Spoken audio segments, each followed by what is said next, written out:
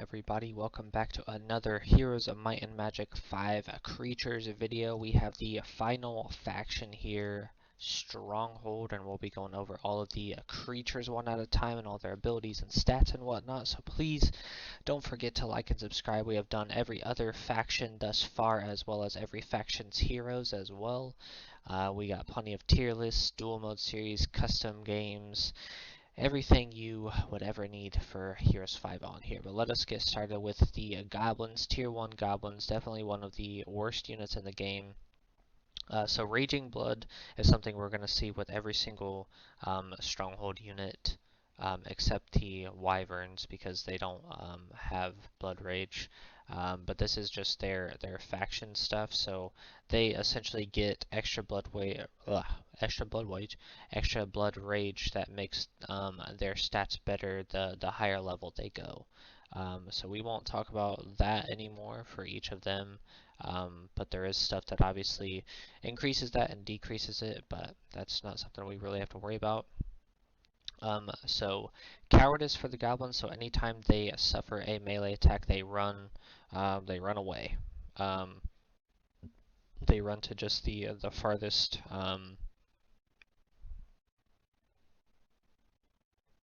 It says nearest, but that, excuse me, I don't think that that's actually right, because I feel like they run pretty fucking far away. But anyway, they run away from whoever was attacking them melee. And then treachery. So this is something that we obviously have never seen before. So when the number of creatures falls below 30% of their original numbers, they change sides. So if you start with 100 and they get killed down to 20, then they're going to be on the other team. Yeah, so that's pretty it's pretty fucked, but it's interesting.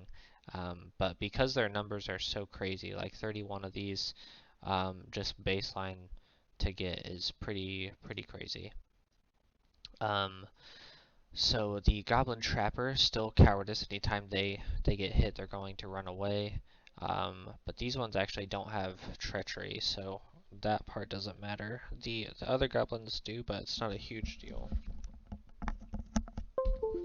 Mostly just because you're obviously going to upgrade them quickly. But this one, Goblin Trapper, will set this bear trap down. So anytime somebody runs over it, they will essentially get stopped in place, or they will lose a shit ton of initiative, and that will be their turn. So it can be super nice against certain targets, like if you put one in front of you know, a Blood Maiden from Dungeon and stop their movement so much, or somebody that you just don't want moving. You obviously have to place it accurately and hope that they run over it, but it can be super helpful. But then we have the Goblin Witch Doctor, still cowardice. They get attacked melee, they're going to run away.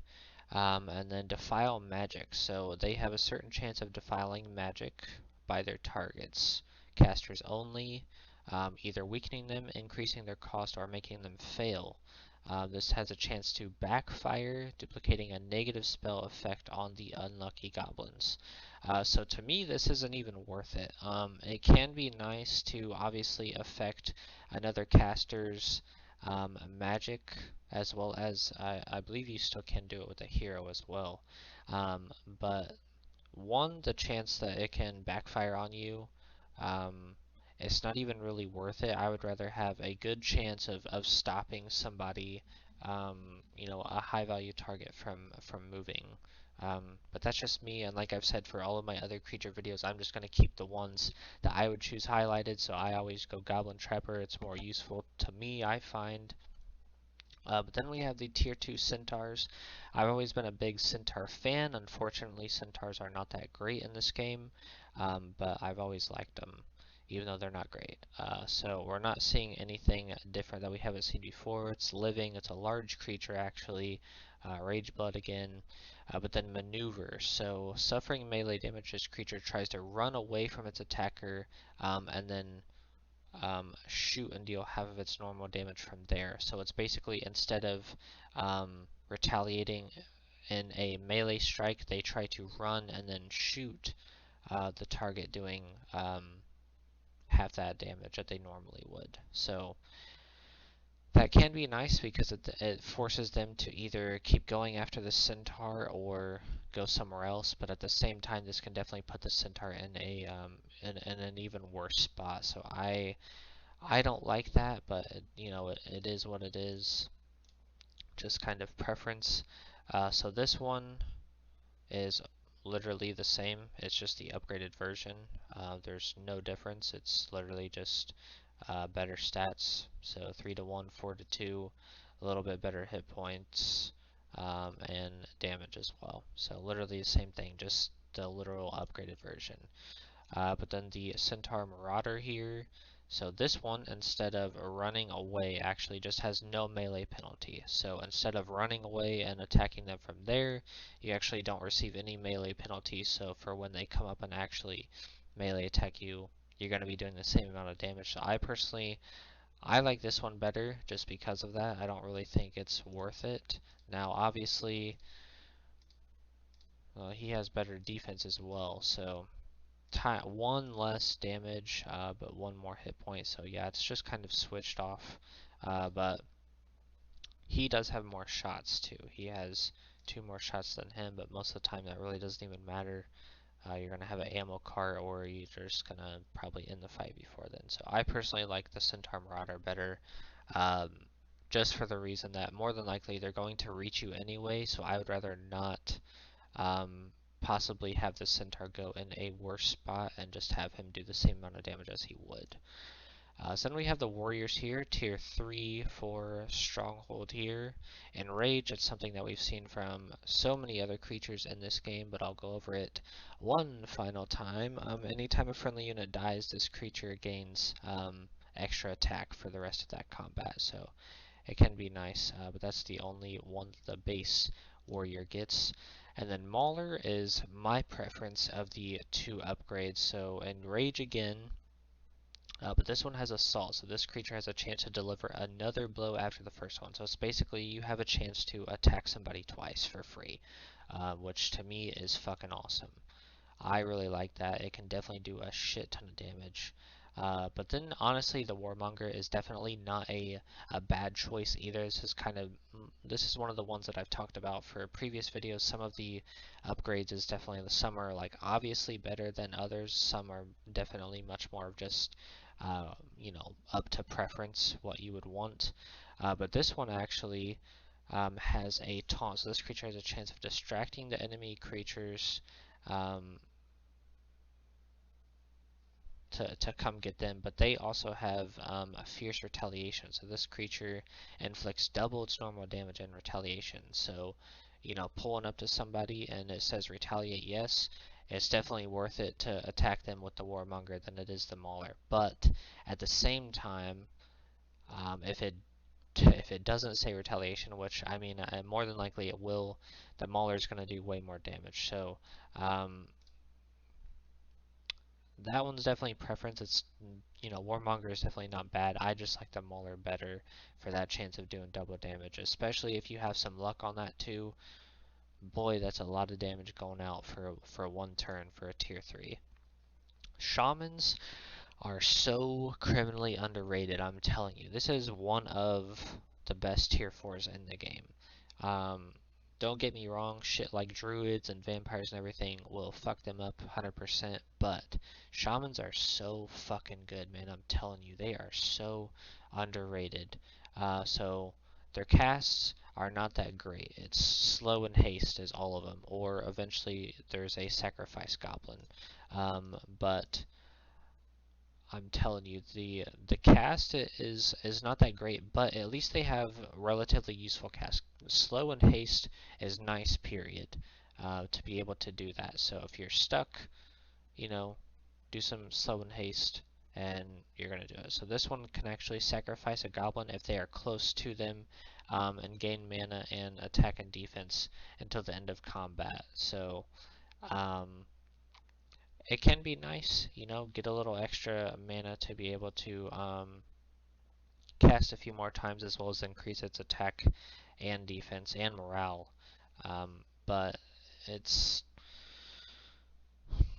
it's not, anything super amazing. It's just kind of it's how you want to play. You know, do you want to play her like that? But to me, the Sky Daughter, I'm sorry, the Earth Daughter is much better. She's much better naturally in stats, but also at the same time, still the same cast, so it's still slow or haste. Um, Still can sacrifice goblins, so yeah, this one is just 100% better. So the swift attack, this creature can't be countered attacked by enemies who are under the effect of slow. So you can already cast slow twice. It's either 2 slows, 2 haste, or 1 and 1. Um, Unless you sacrifice a goblin and get some mana, then you can go again. But yeah, this one is just better. It literally has all of this shit that Sky Daughter has, but the most important thing is hexing attack. So after a successful attack, this target creature also suffers the effect of one of the following damnations. So you're either going to weaken them, slow them, make them suffer, or do vulnerability, and it's on expert level. So the amount of utility and damage that Earth Daughter can do is so fucking good for a tier 4 melee unit that it's crazy. And it's a caster. Now, obviously, you know, a caster like the other tier 4 druid from Sylvan is going to out damage them 100%. But the utility that Earth Daughter can bring is so fucking good. I'm telling you, she is so underrated. So underrated. Way way stronger than people give her credit for. Then one of my favorite units is the Chieftain Slayers and everything like that. So again, we've seen Rageblade, Living Creature. This one actually, while he looks large, only takes up 1 spot, which is nice. Only 1 tile, not 4, not a large creature. But this one has Cleave, so if it kills one creature, it performs an additional strike. So that is huge at any given point. You're almost always guaranteed to kill one fucking person. So basically, you get a free double attack every attack for the most part. Executioner has the same thing, same cleave, so double attack, and then this one gives positive morale, which is, I mean, it's good, I guess. And then frightening aura, so all enemies positioned to adjacent tiles, this creature has their morale reduced. So that's actually decent just because Executioner has so much movement and initiative that you can affect a lot of people um, and obviously, you know, do a lot of fucking damage as well with their cleave. But if you don't want to play that way, the Chieftain is actually much more defensive than the others. He has 5 more defensive points and 8 more hit points, um, and actually a little bit more damage, but less attack. So a little bit of difference there. It's just kind of preference, but commanding presence, all friendly creatures gain initiative, which is very nice.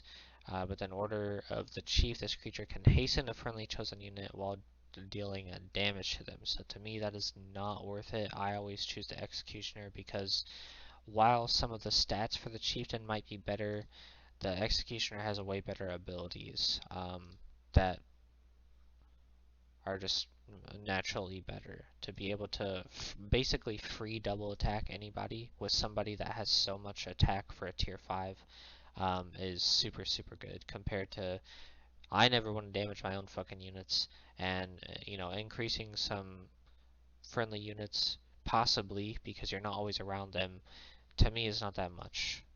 So executioner it is for me. And then the Wyvern, the only stronghold unit that is not affected by Blood Rage. A living creature, large creature, obviously flyer if you can peep the wings there. And then actually, like we saw with the Hydra from Dungeon, this guy actually restores a little bit of health per each turn. So sometimes, depending on where his health is at, you can actually gain +1 Wyvern, but it will never be more than +1 just because of where um, the amount of hit points he has and the amount of hit points he gains. So mathematically, you can technically not lose a Wyvern if he takes enough turns and you don't lose enough of them. So it's nice to have that, especially just for a stock tier 6 to be able to naturally heal themselves is good. And then we see this again, same amount of hit points restored as well. So again, natural healing, very good. Still flyer and large creature, but this one just causes some poison and some venom. So you attack them, and the venom lasts for 3 turns. Um, so it's it's nice. So it's basically like the again scout from dungeon, or assassin, I'm sorry, shooting you with the poison. It'll last 3 turns, so it's just some free damage on that unit. So not bad. This one, the Pao Kai, despite the having 2 less attack, possibly 2 less damage, actually more hit points. This dude arguably is the best Stronghold unit. Cyclops is fucking great. Chieftains are great. Honestly, I'm a huge Stronghold fan. They're not the best town. They aren't. There's, they can easily lose to anybody. But I love this Palkai, bro. He is so fucking strong. Immune to blind. Not really, a big deal, but, who cares? Free immunity is good. Stove flyer, always nice. Lightning Breath, we'll get to the other one in a second. Lightning Breath, this creature can damage all units that stand near the target. So basically, if you're in a connecting tile, you're going to be taking some Lightning Breath damage, which is huge. You have a tier 6 damaging multiple units at a time. That's fucking awesome. That's a lot of damage going out, especially because of how much speed and initiative this guy has and how much area he can cover on the battlefield constantly. So like we saw from the other wyverns, being able to just naturally each turn they're regening their health points. That's great. There's nothing wrong with the foul wyvern. It's still a good choice. But why the Palkai is so much better, not only with the amount of damage he can do from the lightning breath, now that's going to do way more damage than fucking poison ever will from the venom wyvern, I'll tell you that much for sure. But this scavenger, so this creature can restore its health and their numbers by devouring the enemy corpses lying on the battlefield within its movement range. So you're fighting a big battle, you have 100 Palkai, you lose 11 of them, you got fucking 89 now. But in that process, you killed a fucking enemy peasant from Haven. You can go eat that peasant. Now, it will take your turn. This takes up your turn to go and eat that peasant and gain health back. Now, it's not going to be no little stupid ass, like, 30, 50 health points that these other two are getting. It's going to increase your numbers by a few. I think it's between, like, I know it doesn't say that, but I've seen between 1 and 4 is the amount that I've seen. Now, it could be more, it could be less. Obviously, I think that depends on overall numbers from each end, but still, this dude can go around, massively damage everybody, and then go eat up, Just eat up. Make them waste their turns attacking him, keep eating them. Keep eating them. Now, obviously, they have to be dead, so this is obviously very good on, like, bigger battles and stuff like that to stay in the fight. And even, obviously, if they're not necessarily wasting their turn attacking him, but focusing on him and not everybody else, because he is doing that and regaining so much health at a time, it's so fucking strong. It's just so good. The amount of damage and then being able to stay in the fight with this guy is crazy. But I'll get off the wyverns dick real quick and go to the Cyclops. Now, the Cyclops is so complicated. So as we see, I'm just going to show you. These two have clubs. This one does not. I'm going to use this one, please. Now, this one, damaging wise, is one of the most damaging units in the game. 100%. The amount of damage that he can inflict. We'll start here. Start with 1. Living creature, large creature, Rageblade, as we've seen, can actually swallow Goblin to restore some of its health. That's nice. Okay, it's useful. Not the most useful, but, not bad. Now this Untamed Cyclops. Untamed, That is the name for you. I fucking promise, bro. This Untamed Cyclops is crazy. Range penalty.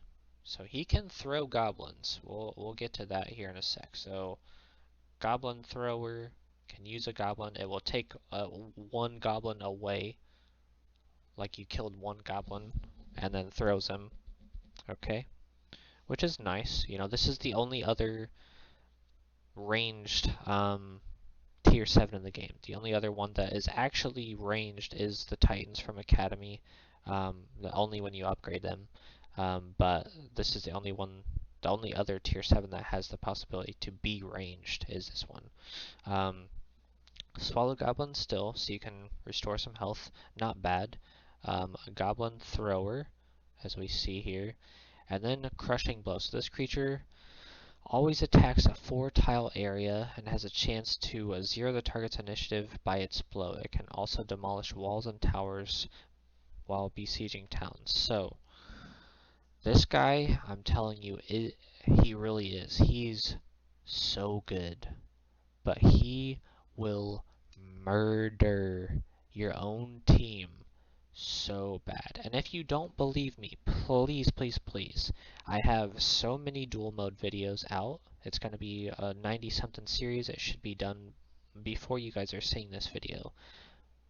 Just look up go through and choose the Stronghold ones. Not Shaq, the other two. So Garuna and Haggish. Watch those videos. Watch what this man does to his own team. It is scary terrible.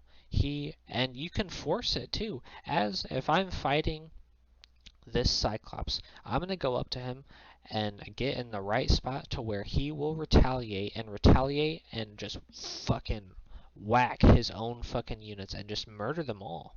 He's going to do more damage to your team, to his own team, than you will per that hit.